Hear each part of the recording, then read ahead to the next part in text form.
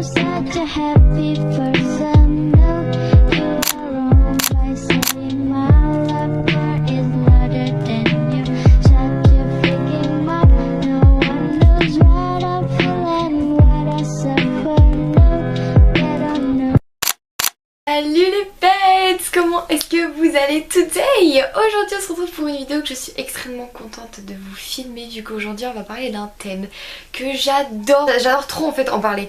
C'est les fiches de révision, mais cette fois-ci ce sont des fiches de révision esthétique. Dans cette vidéo je vais te donner des conseils comment en faire des fiches de révision efficaces, pratiques, de manière à bien structurer chacune des étapes pour apprendre plus facilement et ainsi avoir de meilleures notes, mais aussi te donner envie forcément d'aller les voir, parce que si t'as un truc, ça ressemble à un papier arraché avec du bleu, du noir, du rouge, je m'étouffe encore, du rouge, voilà, ça va pas du tout te donner envie, alors que si jamais c'est joli, il y a de la couleur, il y a 2-3 petits effets spéciaux un petit peu abusés, ça va beaucoup plus visuellement te donner envie d'y aller. Mais avant de commencer cette vidéo, j'aimerais vraiment vous dire merci. On est quasiment là, on a la barre des 300 abonnés, juste merci. Et sans plus tarder, je vais te laisser avec la suite de la vidéo. C'est parti!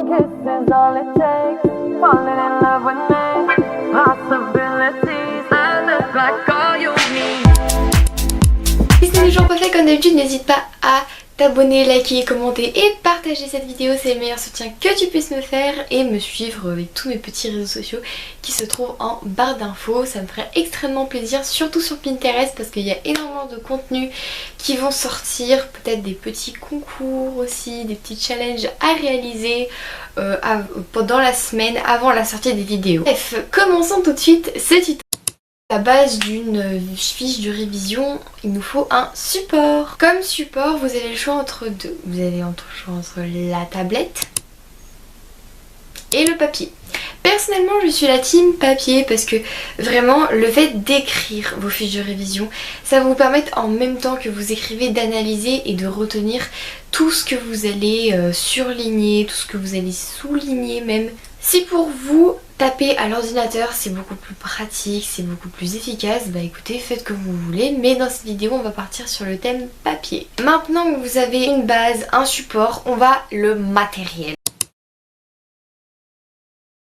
Le matériel, pour avoir de la couleur, pour vous donner envie visuellement d'aller la voir, il va vous falloir quelques 2-3 petites étapes, et c'est pour ça qu'on va aller les voir tout de suite. Voici 2-3 exemples de ce que j'ai pu réaliser. Donc par exemple ici on a en SVT sur mon chapitre. Le titre je l'ai mis en gros, que je trouvais ça hyper efficace. Enfin au moins je visualise que c'est sur un seul chapitre, donc un bilan.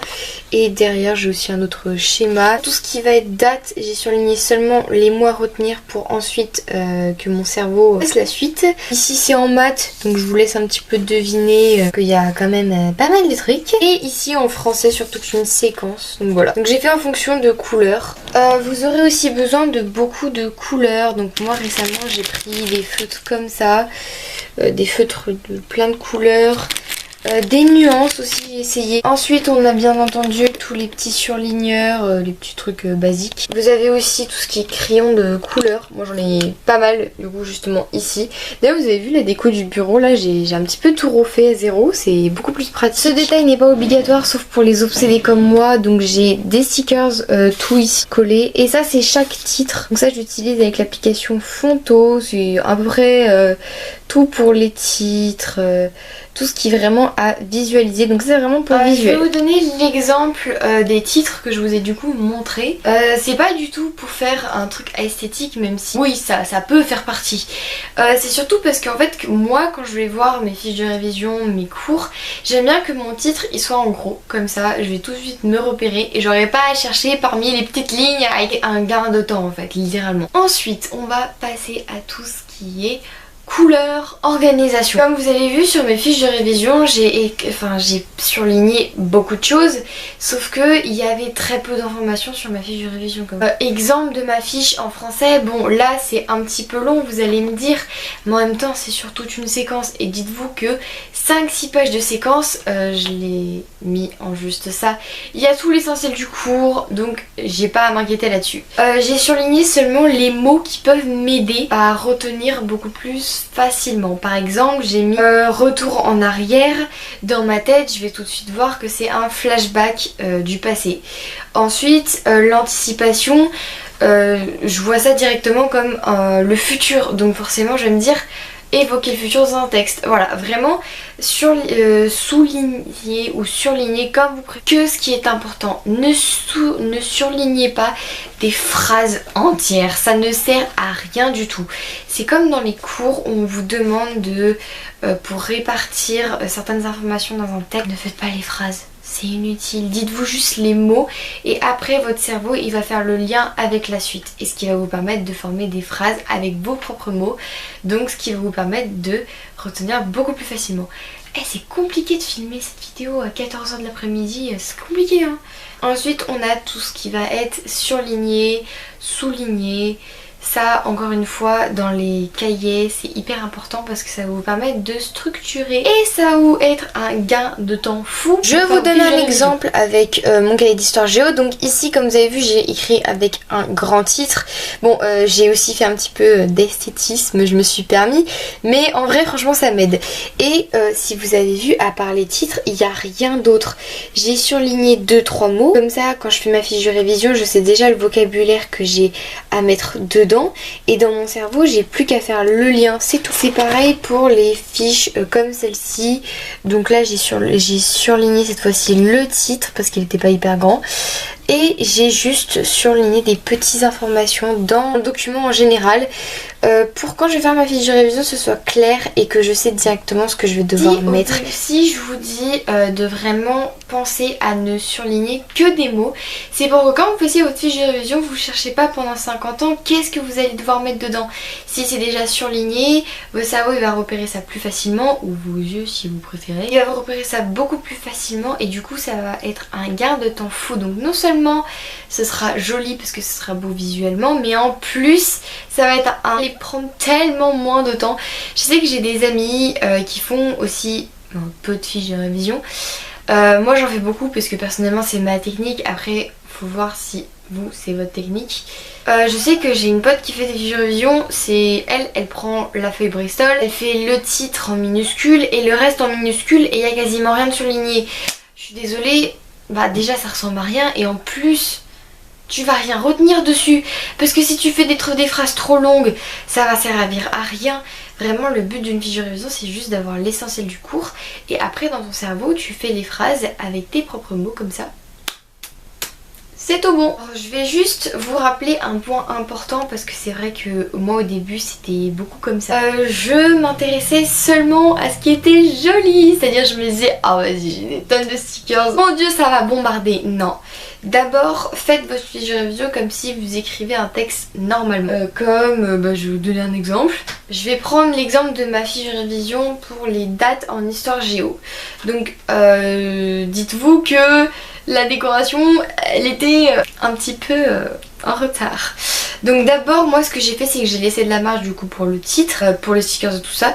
J'ai directement écrit au stylo Bic et que ça barre après avec le surligneur.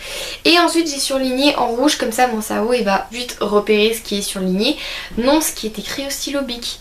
Et ensuite j'ai pris du temps pour la décoration, vous pouvez vous aider de Pinterest pour ça, d'internet, il y a plein de ressources.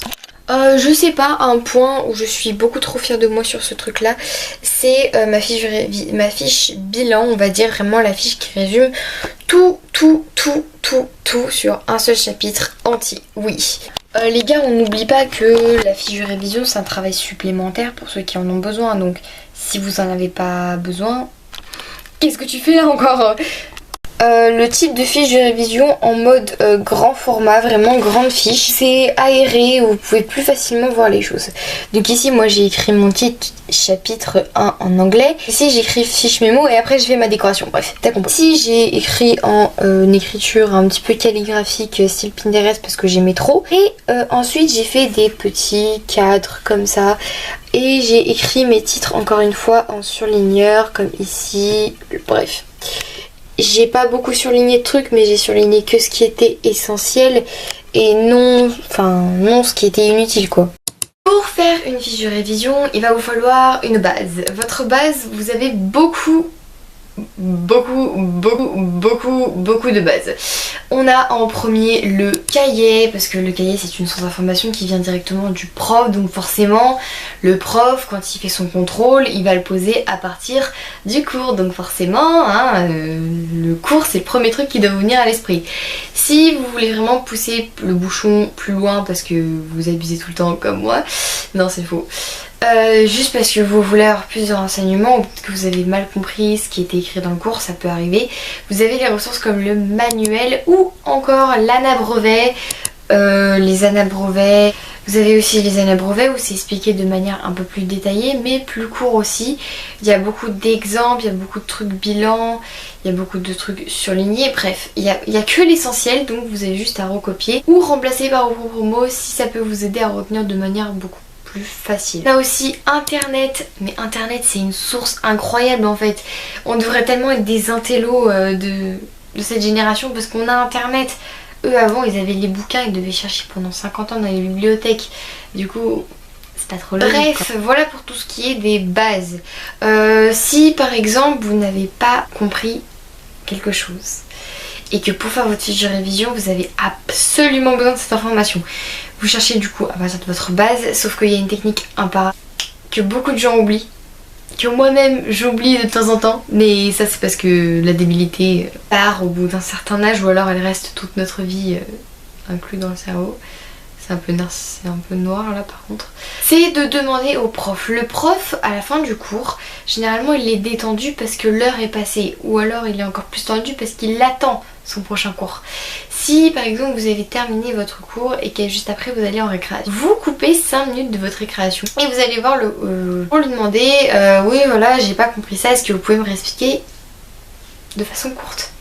Mettez le mot magique de façon courte parce que si vous lui dites pas ça, le prof il va vous expliquer avec tout un topo et au final ça va vous embrouiller plus que jamais. Donc c'est pour ça dites de manière courte. Comme ça quand vous arrivez chez vous, lisez vous structurez vos fiches de révision et vous gagnez du temps. Après pour l'apprendre, il y a beaucoup de techniques. Ça dépend vraiment de votre mémoire. Si vous avez une mémoire visuelle, moi je vous recommande plutôt les schémas.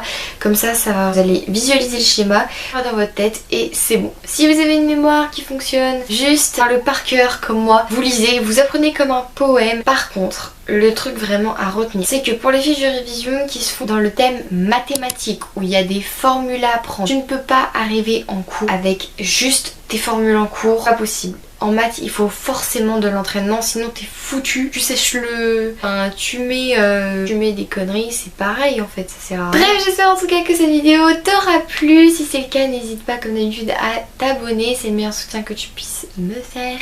Et on se retrouve dans une prochaine vidéo. N'hésite pas encore à me suivre sur mes petits réseaux sociaux. Et on se retrouve dans une semaine. Bye! I love you and me, dancing